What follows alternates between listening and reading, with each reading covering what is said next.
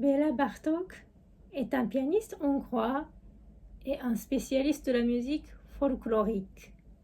L'œuvre intitulée Danse populaire roumaine a été composée par Bartók à l'âge de 34 ans, après avoir collecté des chants populaires de la région en Transylvanie.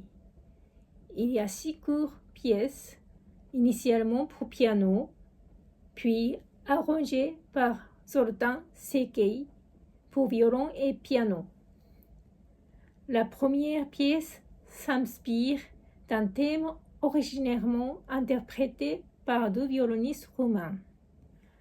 La deuxième est une danse typiquement roumaine appelée brol, qui se danse avec un châle.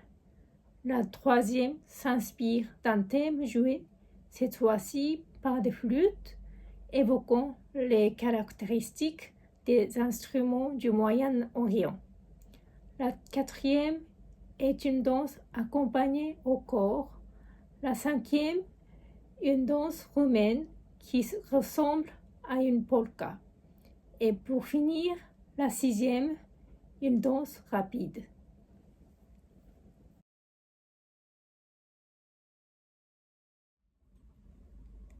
Prokofiev est un compositeur et un pianiste et un chef d'orchestre du XXe siècle. Il est né en Ukraine, à Donetsk, ville occupée par la Russie récemment. Prokofiev a mis 8 ans pour composer cette sonate à cause des règles imposées par le régime stalinien en Union soviétique, puis à cause de la Seconde Guerre mondiale, il a fini de l'écrire en 1946 quand il avait 55 ans. On dit que c'est l'œuvre la plus émouvante dans la vie de Prokofiev et aussi la plus importante pour lui. Ironiquement, Prokofiev et Staline sont morts le même jour. Comme Prokofiev habite près de la place Rouge à Moscou, ses funérailles ont été éclipsées par les grandes obsèques de Staline. Malheureusement, celles de Prokofiev se sont déroulées dans le calme et en présence d'une trentaine de personnes seulement. Pendant la cérémonie, le célèbre violoniste David Oistrakh a interprété le premier et le troisième mouvement de cette sonate. Personnellement, plus je joue cette sonate, plus je suis convaincu que Prokofiev l'a écrite avec la volonté de transmettre un message de paix, même si beaucoup de gens la trouvent très sombre et grave. Prokofiev a grandi en écoutant sa mère jouer des œuvres de Chopin et Beethoven au piano à une époque troublée par 2 guerres mondiales, la révolution russe et le régime de Staline. Après la Première Guerre mondiale, la Russie n'accordait aucune valeur à la musique.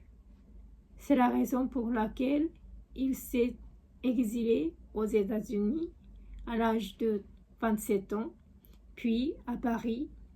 Malgré le régime stalinien, il a décidé de retourner en Union soviétique lorsqu'il avait 45 ans.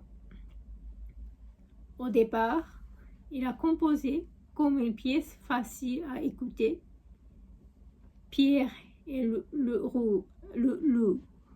Mais cette période de tranquillité n'a pas duré longtemps.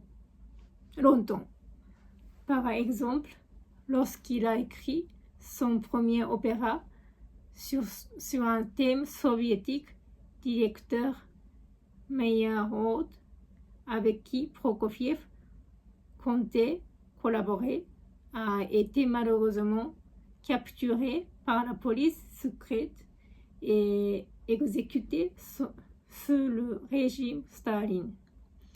C'est pour cela que la représentation a dû être reportée. Après cette tragédie, Prokofiev a été forcé de composer un morceau pour le 60e anniversaire de Staline. Même la musique, souvent invisible, et sans valeur sous le régime stalinien, était soumise à de nombreuses restrictions et Prokofiev devait très souvent réécrire ses œuvres. Cela devait être très difficile et douloureux pour lui quand j'y pense. Pendant la Seconde Guerre mondiale, les règles se sont assouplies et c'est durant cette époque que Prokofiev a poursuivi l'écriture de la première sonate. La deuxième sonate qu'il avait composée, a écrit pendant la composition de la première, a été achevée plus rapidement et avant la première, à laquelle il avait consacré 8 ans. Selon l'une des biographies de Prokofiev, il était un fervent croyant de l'Église de la science chrétienne. Il a commencé à croire en Dieu après être arrivé aux États-Unis à l'âge de 33 ans. Toute sa vie, il a toujours voulu rester fidèle à cette religion, car il estimait que la foi était un bon remède pour la santé, pour l'humeur. Selon les enseignements de l'Église de la science chrétienne, la conscience humaine est directement connectée à l'univers entier. Dieu est un être spirituel qui remplit cet univers. Et les humains et les choses en font partie. En réfléchissant à tout cela et en écoutant cette sonate, on peut plonger intensément dans le cosmos à travers les passages grandioses, violents, audacieux et parfois délicats pour subtils, imprégnés de cette couleur mystérieuse, de cette teinte énigmatique qui définit l'œuvre de Prokofiev.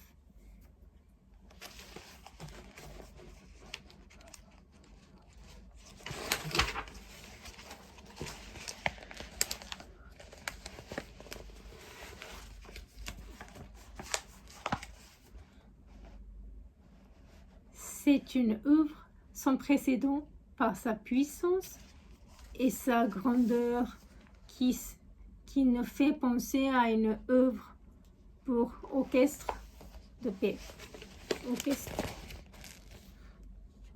Orchestre et opéra. Le violon et le piano eux deux incarnent cette puissance et cette grandeur. Je crois personnellement que Prokofiev a mis tout son cœur et toute son âme dans la composition de cette pièce, en y intégrant son vécu, ses expériences difficiles, tout en rendant également hommage au directeur Meyerhold, alors qu'il était en train de vivre un moment très difficile. Il aspirait véritablement à la paix et l'harmonie de l'univers et il a su l'exprimer à travers le monde invisible de son.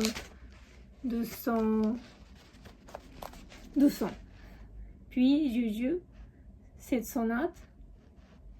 Plus je joue cette sonate, plus j'en suis convaincue. Dans le premier mouvement et le quatrième mouvement, il y a une partie très intéressante. Pendant que le piano joue des accords évoquant le son des cloches d'une église, le violon résonne avec une gamme de triples notes, créant un son magnifique qui purifie l'âme.